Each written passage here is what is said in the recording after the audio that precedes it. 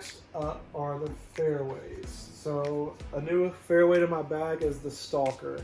A buddy of mine gave me the Stalker a while back just to kind of try out, and I didn't really try it out, and then I was like, you know what, I'm just going to put it in the bag and see what happens, and it just goes, I can rip on it hard and flat. It's going to give me a little bit of turn, but when it when it fades back, it's pretty much just a straight line, and I mean, it's actually one of the furthest flying discs in my bag right now. The best way I can describe it is all my favorite parts of the Mantis and the Undertaker combined into one disc. And I know it's been out longer than both of those discs, but it took me a while to discover the magic of the Stalker.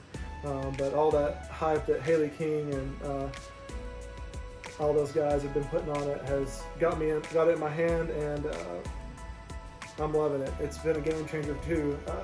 It just hard and flat, straight, and it glides forever. So I'm loving the Stalker for anything up to about 360, 375 that needs to go straight. And especially I've started throwing it on like downhill shots off the tee that are longer, just because I know it's not going to fade out. It's just going to go straight and push forward.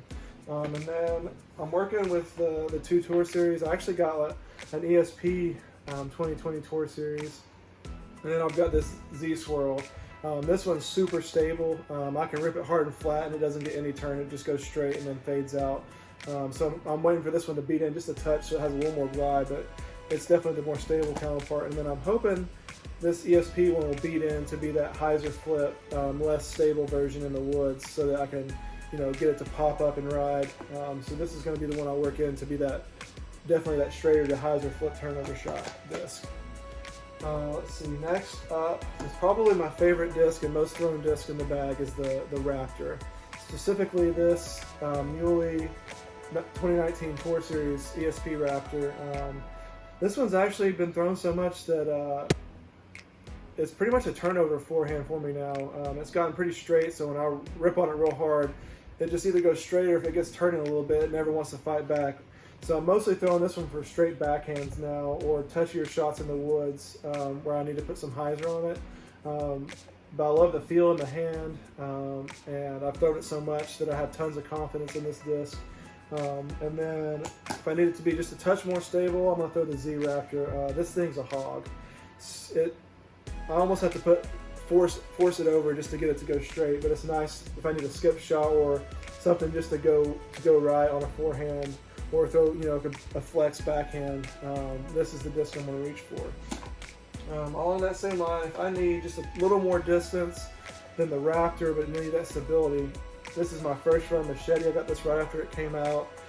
It's well seasoned because when I first got it, I threw it on a ton of thumbers, so it was just banging the ground constantly. So it broke in super fast, but it's still got a lot of life left in it.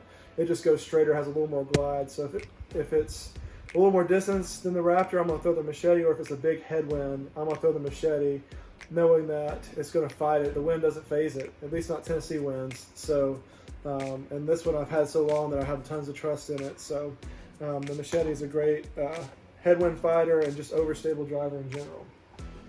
And then the last 2 fairways I've got are the Big Z Vulture and the Onyx. So this Onyx has kind of taken over the slot for my forehands that I used to throw the ESP Raptor on. It pretty much throws the exact same, a little glidier, a little less stable than the Z, but this one will still fight back. So what I used to throw the ESP Raptor on for forehands, I'm probably reaching for this disc now, just because it's a little more stable still. It's not quite as seasoned, but I like it for forehands in the woods, and then I kind of call it like a baby high-speed driver. So if it's a little windy or my arms feel a little tired, I'm probably going to reach for one of these 2 discs or the Stalker, just because that kind of matches my arm speed when I'm tired. But this one's going to fight the headwind, and this one's going to give me just a full flex flight. I rip on this one's pretty seasoned at this point. If I rip on it hard and flat, it's going to give me a good turn to the right, and then it'll fight back. And some days this is my furthest flying disc.